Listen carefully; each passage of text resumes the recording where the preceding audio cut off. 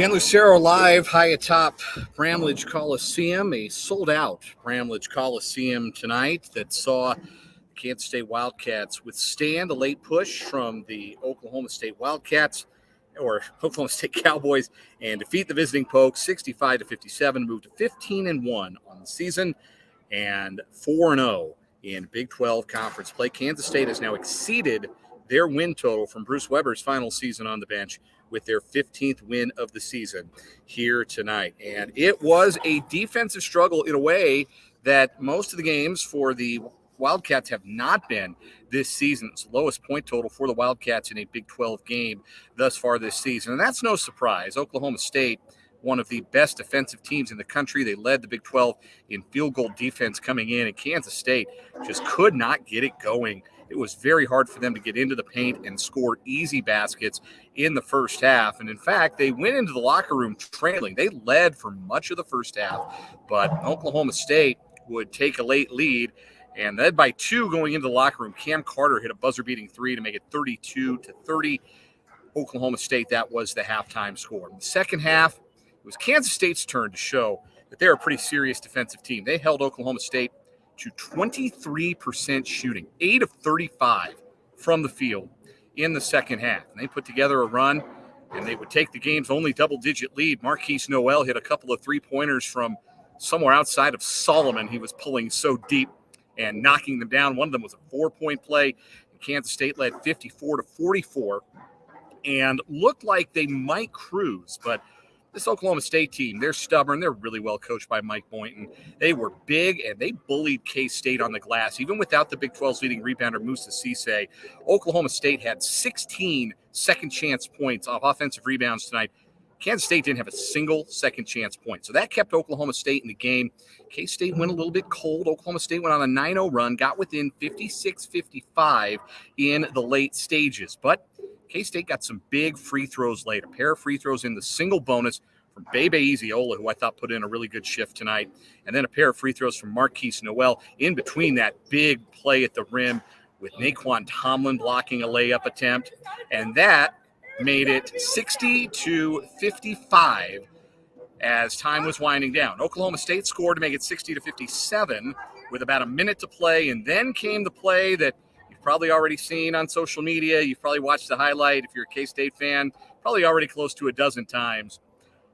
It's one of the best plays I have ever had the privilege of seeing in person at a basketball game, because I was sitting on the opposite end of the play where it all unfolded. Markquis Nowell looked like he might have been in trouble.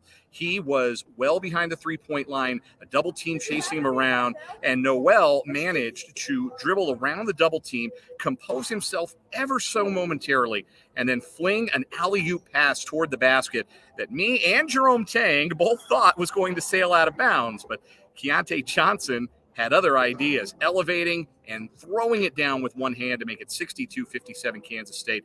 The roof about came off of Bramlage Coliseum, and that, for all intents and purposes, was the ball game. Oklahoma State didn't score again. Desi Sills made 3 out of 4 free throws, and that was your ball game. K-State ends up winning it by 8, proving tonight that not only can they score when the game is fast-paced, but they can dig it out the mud and get grimy with a top-tier defensive team in the country. I know some people wondered about K-State's defense, but this was a statement for K-State on the defensive side of the floor, particularly holding Oklahoma State, again, to 23% shooting in the second half.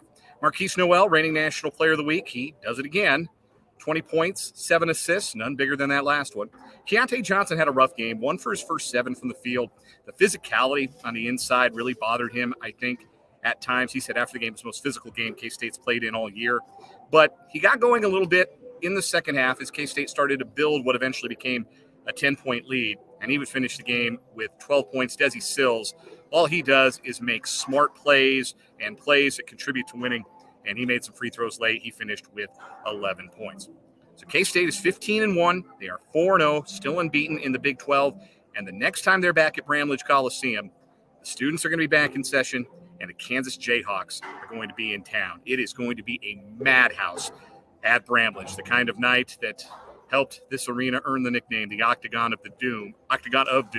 It is going to be bouncing in here next Tuesday night. But can't walk into the trap if you're Jerome Tang's team.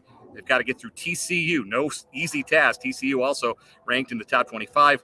That is K-State's next game coming up Saturday in Fort Worth.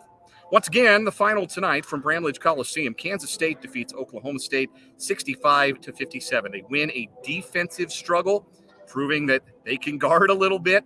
And Markquis Nowell and Keontae Johnson, two players playing as well as anybody in the country, never mind the Big 12, combining for an alley-oop that will be long remembered as long as this building is still standing. Keontae Johnson about brought it down with a minute to go here tonight. K-State is 15-1, 4-0 in the Big 12, and we'll talk all about it on 580 Sports Talk tomorrow from 3 to 6. Myself and Brendan Brzezinski, of course, Fulton Castor and Jake LeBon will have their reaction on Mic'd Up from noon to 3. Hope you join us then for me, I guess. I'm the only one producing this. Producer, engineer, me. Videographer, me. Sound guy, me. I'm Dan Lucero. Thanks for hanging out with me on this instant reaction, and we will talk to you tomorrow on 580 Sports Talk.